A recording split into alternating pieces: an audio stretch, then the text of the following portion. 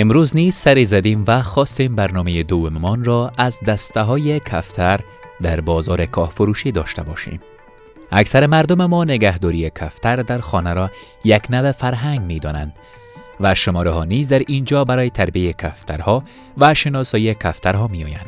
شما شاید اکثر اوقات در بام‌های خانه‌هایتان و گوشه و کناری که فامیل‌ها اکثراً اقامت دارند کفتر را دیده باشید.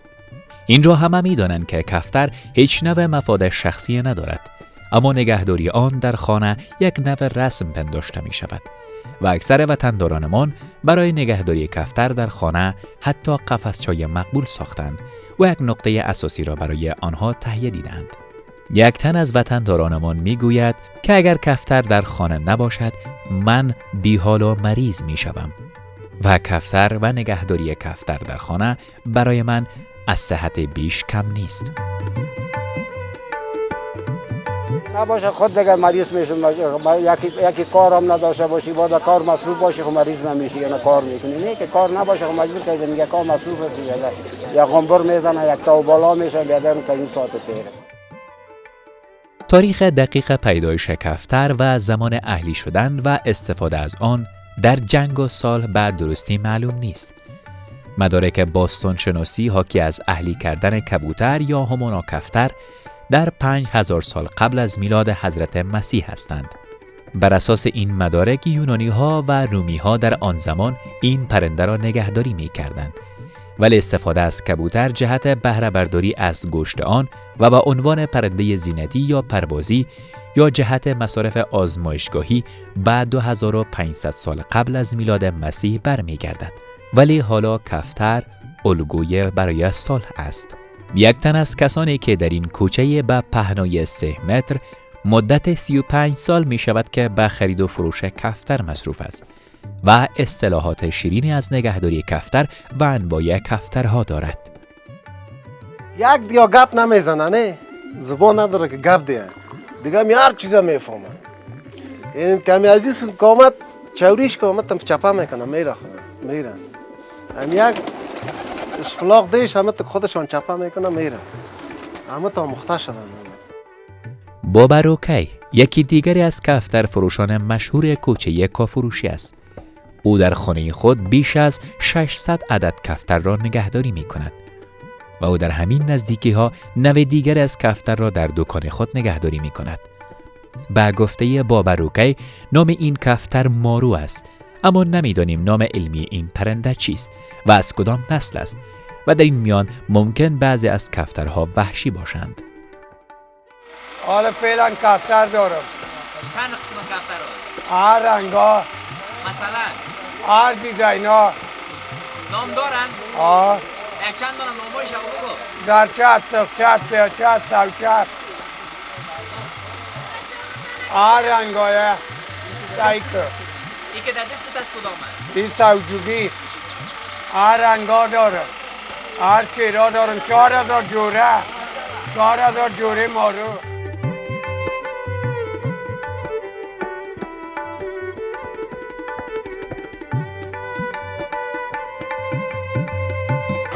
آقای کفتر جرمن است، مملکت جرمن خارجا اینه تو دیزاین ها میاره.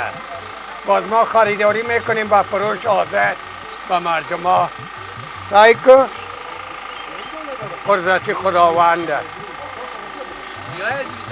همه تو بیگودی کردگی از طرف خالق بینیاز.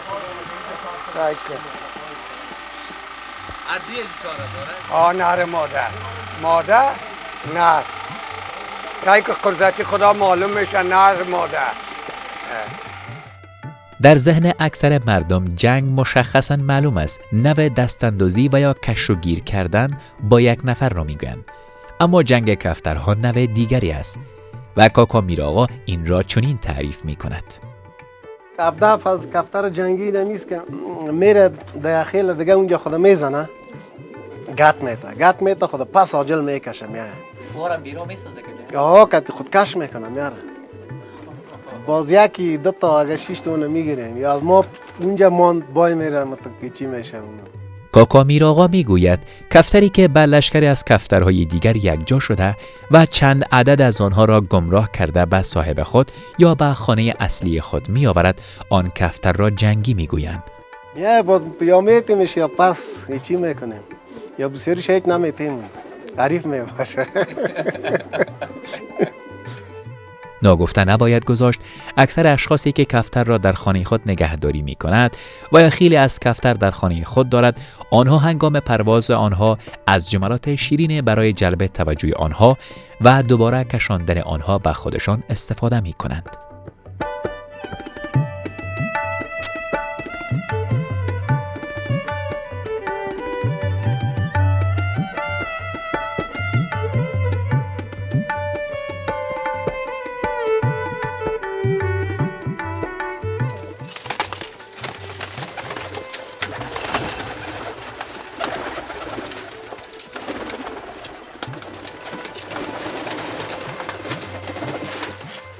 بیا بیا بیا بیا بیا بیا بیا بیا بیا بیا بیا بیا.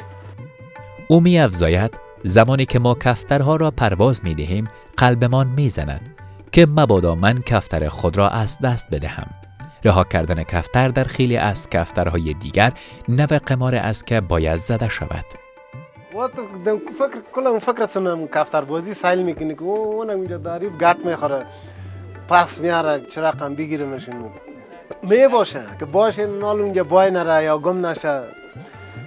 سعی کنه این خیل ده او خیل خورد دل در دک دک می باشه که حالا میشانه میگیره، حالا میشانه میگیره، باز پس میاره اونه ایچی میشیم. پس فرامبازی استان پرواز میتوان پرواز آواز هر کس که آزاد شد. نگهداری کفتر و نسلگیری از کفترها به یک هنر خاص نیاز دارد. باید ماها انتظار بکشی و منتظر بمانی تا نسل گیری کنی و بالاخره کاکا میرآقا نیز همین کار را می کند. او در خانه خود از کفترها نسل گیری می کند. او برای نسل گیری از کفترها برایشان کفترخانه کوچکی ساخته است. برش که اینجا دیگه چوچگی راسته، چوچگی را رو ما بکشم برای داخله.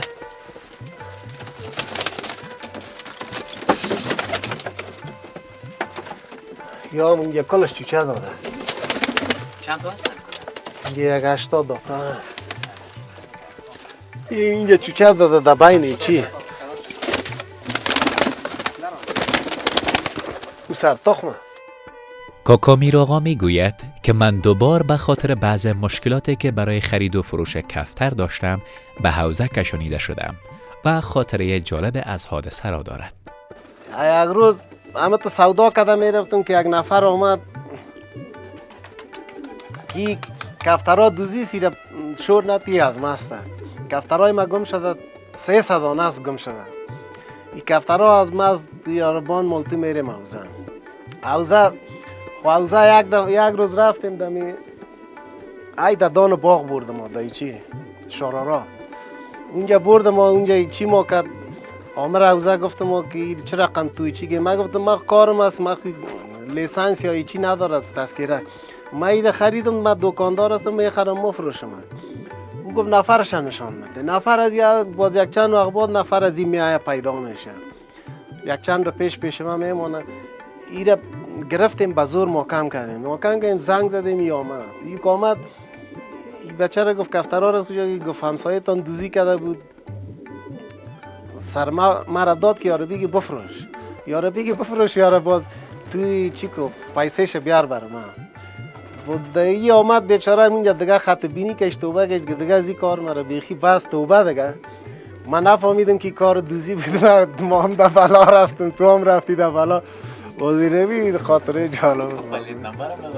خب والا عمره بوده باز ما گفتم اینجا ما چی میوام خونیم این کسب کارم از دیگه میره و هر کس میره، ما چی میوام که دوزیسته کنم. در کوچه کافروشی بیشتر از 10 دکان برای فروش کفتر اختصاص داده شده است و شماری از وطنداران برای اینکه یک بهله و یا 2 بهله کفتر در خانه دارند در بازار آزاد آن را به فروش میرسانند.